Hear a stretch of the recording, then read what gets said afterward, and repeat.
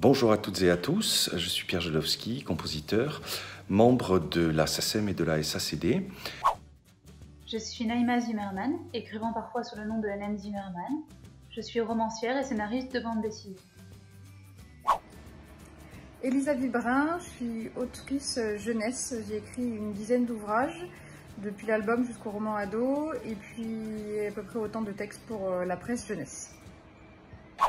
Alors on parle aujourd'hui de la question du droit moral. Donc le droit moral, c'est finalement quelque chose qui est lié à la propriété intellectuelle.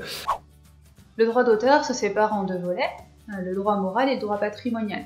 Quand on parle de contrat, on a tendance à se focaliser davantage sur le droit patrimonial, qui paraît plus concret et donc plus important, mais en réalité, le droit moral a aussi des effets très concrets, et en plus, contrairement aux droits patrimoniaux, il est incessible et perpétuel, donc il continue de s'appliquer, même une fois les œuvres tombées dans le domaine public. Alors j'ai pris conscience du droit moral quand j'ai négocié mes premiers contrats. J'ai toujours aimé rentrer dans le détail de mes contrats dès les premiers, et donc c'est là en fait que j'ai appris ce que c'était exactement que le droit moral. En premier lieu, il protège la paternité de l'artiste-auteur sur son œuvre, donc en obligeant à faire figurer le nom de l'auteur sur son œuvre ou alors le pseudonyme de son choix. L'artiste a tout à fait le droit de faire le choix de l'anonymat. Un exemple célèbre, c'est Elena Ferrante. Et ce qui m'a vraiment rassurée, c'est la composante respect de l'intégrité de l'œuvre, du droit moral. En tant que jeune auteur, je me suis dit qu'on était bien protégé par le droit français sur ce volet-là en tout cas. Le droit moral protège aussi l'esprit de l'œuvre. On n'a pas le droit d'utiliser une œuvre dans un contexte qui défendrait des idées politiques, par exemple, qui seraient contraires aux positions de l'auteur. Aussi, l'auteur a toujours le droit de s'opposer à la divulgation de l'œuvre, même une fois qu'il a signé un contrat l'autorisant. C'est ce qu'on appelle le droit de repentir. Sur la question de la violation, moi en ce qui me concerne, j'ai jamais été confronté à ce problème-là. J'ai pu bien sûr, dans le cadre de projets où il y avait plusieurs auteurs, entrer en discussion avec ces auteurs, négocier pour que chacun finalement s'y retrouve. Alors moi aujourd'hui j'ai travaillé avec 5 éditeurs, 4 éditeurs d'édition classique d'ouvrages et un éditeur de presse. De ces différentes expériences, j'ai eu deux cas qui ont touché deux types de cas qui ont touché à mon droit moral. Le premier, je dirais, c'est ce que j'appellerais les coupes intempestives. Donc au-delà en fait des échanges de révision de texte qui sont tout à fait normales et saines avec l'éditeur, j'ai eu des cas parfois de chapitres coupés ou de passages coupés entièrement, sans aucune notification et sans aucun accord préalable de ma part. Le deuxième cas que je dirais qui peut être problématique, c'est ce qu'on appelle le rapport texte-image, qui dans la jeunesse est très important. Et là, j'ai aussi avoir des soucis d'un illustrateur ou d'un éditeur qui n'a pas compris exactement en fait ce que je voulais dire ou qui carrément a mal lu le texte. Et on se retrouve avec une illustration qui n'a plus rien à voir avec le texte et à l'auteur à qui on demande au dernier moment de changer son texte pour respecter le planning, alors que ça touche en fait à ce que moi je voulais dire.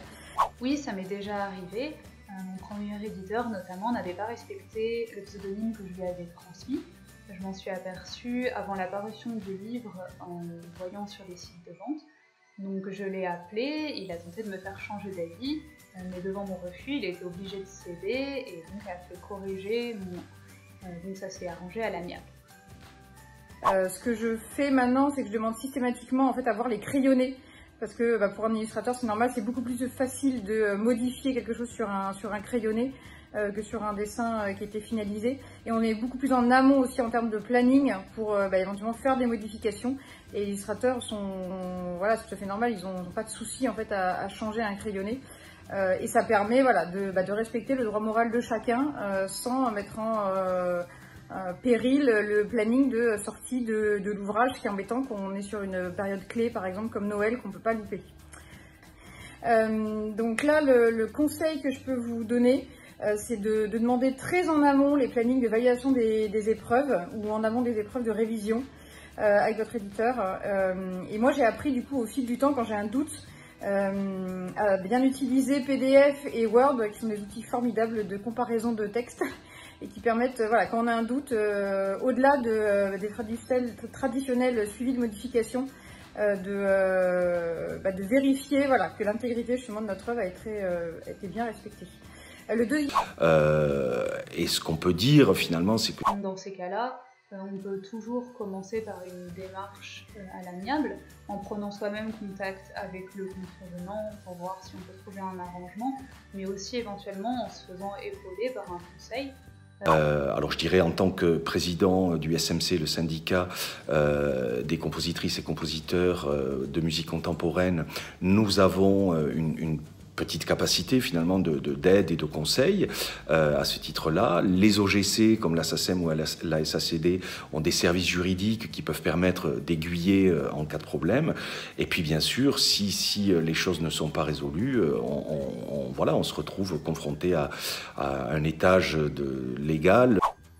On peut bien sûr faire appel à un juge pour faire cesser la violation du droit moral, obtenir des dommages et intérêts, voire obtenir une condamnation au pénal. On a même des ayants droit qui sont assez célèbres pour ce type de procédure, par exemple les ayants droit RG en lancent régulièrement. Mais des auteurs moins célèbres que ça obtiennent aussi régulièrement satisfaction dans ce type d'affaires. Après, il est vrai que beaucoup d'auteurs hésitent à se lancer dans ce type de procédures qui sont longues et qui nécessitent un investissement financier initial qui peut être relativement important. Ce que je peux conseiller aux auteurs qui auraient eu des problèmes de violation de droit moral sur un ouvrage qui a été édité, c'est de se rapprocher bien sûr des associations de défense des auteurs, que ce soit la Charte des auteurs et illustrateurs jeunesse ou la Ligue des auteurs professionnels, parce que ce sont des associations qui ouvrent des permanences juridiques qui peuvent aider les auteurs dans leur démarche.